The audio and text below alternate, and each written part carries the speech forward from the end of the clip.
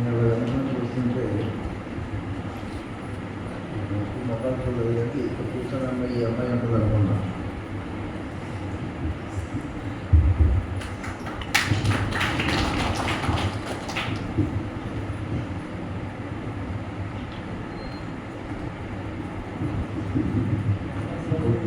ఎక్కువైనట్లయితే నువ్వు ఏమనుకుంటావు? Bank ఎక్కువైనట్లయితే transaction దగ్గర credit debit incoming out going అందులో సాయంకాలం చేసుకుంటావు. అలాగే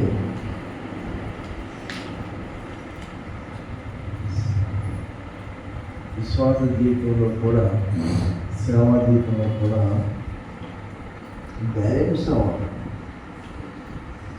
భార్యాభర్తల మనసులు బ్యాలెన్స్ అంటే సాధారణంగా కొంతమంది అవుతారు, కొంతమంది అవ్వవు.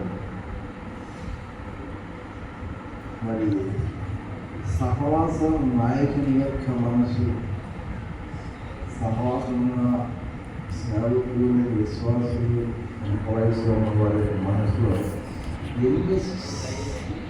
ఎన్ని మ్యాచ్ అవుతున్నాయి. Is your heart and is your desires are matching with the God or the servant of the God?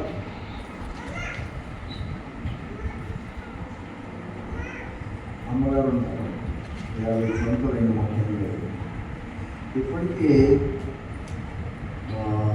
ఇంట్లో చెప్పాలంటే మా లక్షణాలు తప్పేమో అని ఉండవు. ఇల్లు కట్టవా ఇల్లు కట్టవా ఇల్లు కట్టవా ఇప్పటికీ అంటారు. నేను కూడా అన్నారు, చాలాసార్లు ఏడుస్తారు, జుట్టు పీక్కుంటారు, పరువు పోతుందంటారు. ఎవరికి అసలు వచ్చినా పరువు పోతుందంటారు. ఇల్లు కట్టలేవా అని అంటారు. కట్టాలంటే ఇల్లు కట్టవచ్చు వాళ్ళు. ఈ క్లాస్ నిన్న కూడా జరిగింది.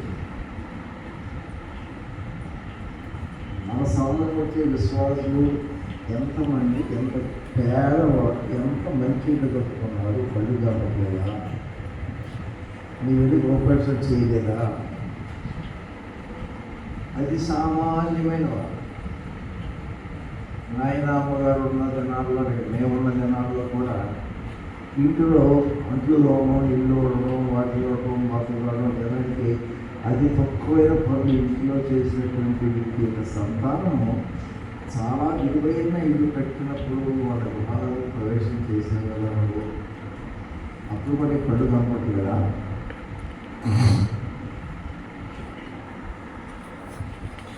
ఎవరింటి గెస్ట్ మన దగ్గర వస్తున్నావు, ఎక్కడ కూర్చొని వస్తున్నావు, ఎవరు కూర్చొని మాట్లాడుతున్నావు, వాళ్ళని భోజనం పెట్టండి ఎక్కడ పెడుతున్నావు, అసలు నీకేమైనా అర్థమవుతుందా?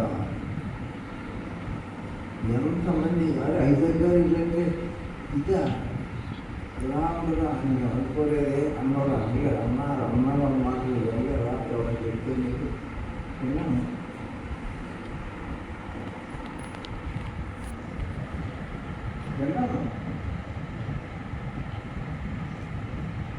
ఈరోజు ఎక్కడ పిల్లలు వస్తే ఎక్కడ కొనుక్కుంటారు? పిల్లలు కొనుక్కుంటారు కావాలా? ఇప్పుడు ఏమన్నా నష్టకరమైన గదింపు లేదు.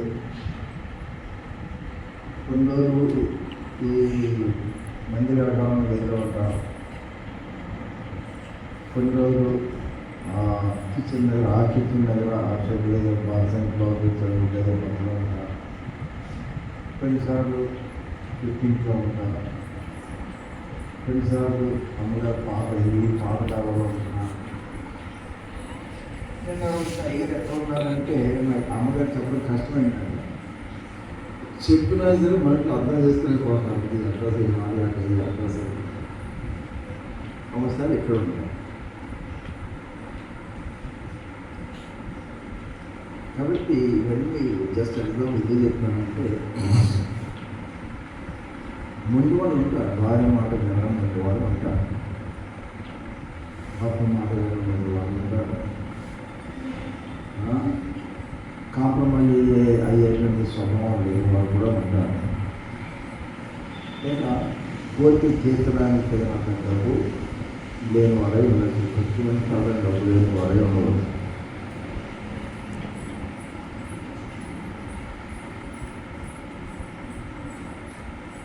పిల్లలు ఇప్పటికీ అమ్మగారు ఎత్తి కుడుస్తూ ఉంటారు. ఆడపిల్లలు చదివేది కన్నావు, అసలు చదివేది కన్నావు పిల్లలకి ఇప్పటికీ వాళ్ళ ఎదురుగా నన్ను అంటారు.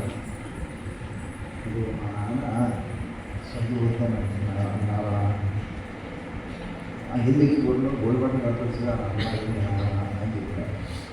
ఇవన్నీ వాళ్ళు వింటారు అన్నారు, చాలాసార్లు వింటారు. నేనేదో సందర్భం మొన్న సందర్భంగా మాట్లాడుతుంటే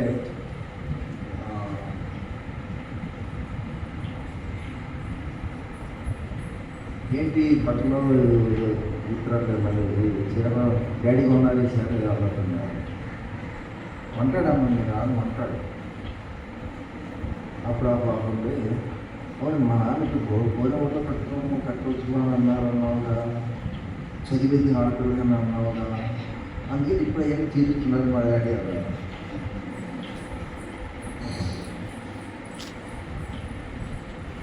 కానీ మా ఇంటిలో ఈ రోజు వరకు కూడా నా దగ్గర డబ్బులు ఉన్నాయో లేవో అనుకున్నాం. అమ్మగారికి తెలియదు, అడగవు అడుగుతారు చెప్పమా అడుగుతారు డబ్బులు ఇవ్వమా. మా ఇంట్లో ఉన్న పిల్లలు కూడా నా దగ్గర డబ్బులు ఉంటాయని తెలుసు, అమ్మగారికి ఉంటాయని తెలుసు, కానీ ఎక్కడ ఉంటాయో తెలియదు.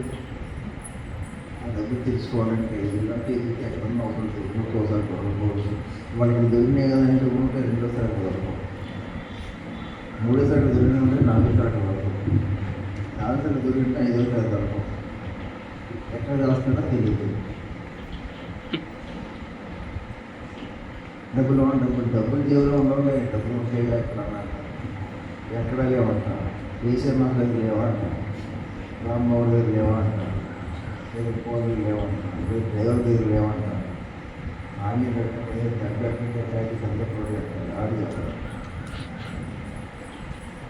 కాబట్టి భార్య పెద్ద దగ్గర ప్రేమ లేదా, ఇలాంటి పనులు చేస్తున్న ప్రేమ ఉందని వాళ్ళు అంటారు. అయినా నేను అనుకుంటే ప్రేమ ఉంది అంటాను. ఇటు చూపించలేంటే అటు చూపించట్లేదు. కానీ ఓవరాల్ ఇరక్తి వాక్యం ఉంటుంది, దేవని ప్రేమ రుచించినాడు నన్ను. భార్యను వాములకు చేసి భర్తను వాములకు చేసి జీవించే భార్య భర్తలు చాలా మంది ఉన్నారు. భార్య మాట వినేవాడు ఉన్నారు 100%, భర్త మాట వినేవాడు ఉన్నారు, అండర్స్టాండ్ అయ్యేవాడు ఉన్నారు, వ్యవసాయం చేసేవాడు ఉన్నారు. వారికి ఇద్దరు కూడా అన్ని విషయాలు ఏకీవించి ఎక్కడ క్లాష్ లేకుండా అడుగులు ముందుకు వేసేవాళ్ళు ఉన్నారు. కానీ ఒక విషయం గమనించాలి, ఈ బాగుంది ఇండివిజువల్లీ మనం ఒంటరిగా పుట్టే మనం భయపెడుతుంది. వాళ్ళు తిరిగి వెళ్ళేటప్పుడు ఒంటరిగానే వెళ్తాం.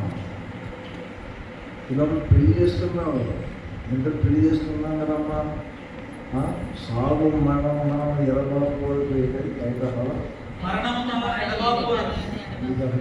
పాపం ఎక్కడ పెట్టారు చెప్పండి.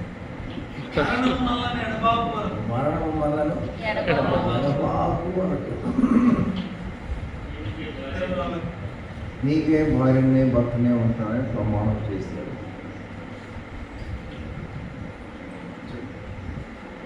మరణమును ఎడబాపు వరకు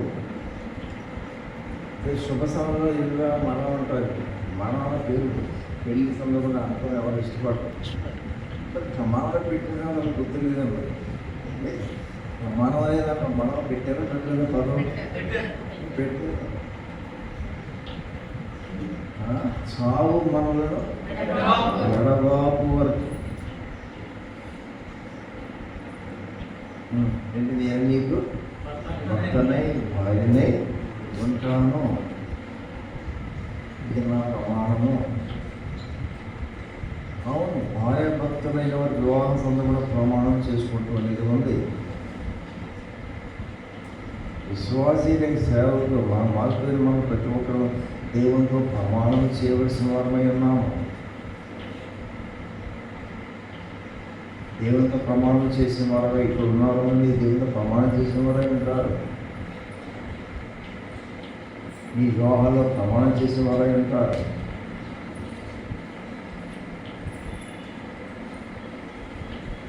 మీరు చాలామంది అనేక సందర్భాల్లో ఇతరులతో ప్రామిస్ నిబంధన ప్రామిస్ చేసి ఉంటారు.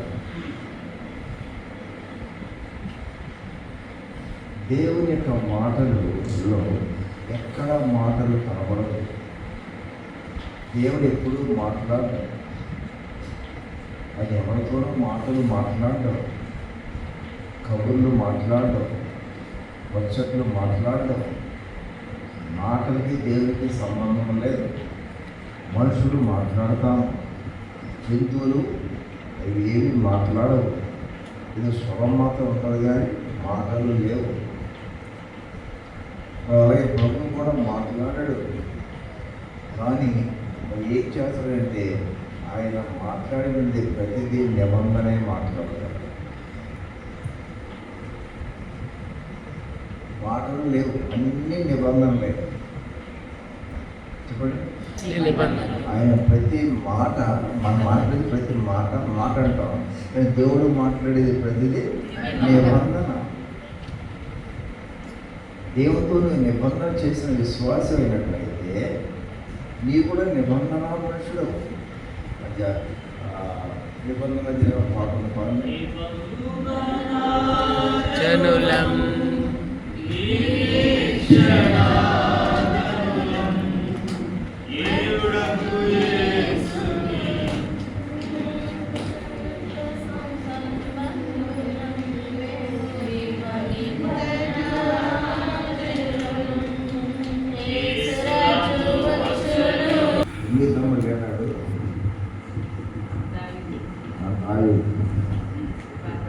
సరే వాడు పడపడి కానీ ఈ పాట చాలా బాగుంది. పాట పాడుతున్న వారందరూ కూడా తమ గురించే తాము పాడుకుంటున్నారు. ఏమని పాడుకుంటున్నాం? నిబంధన వచ్చిన గట్టిగా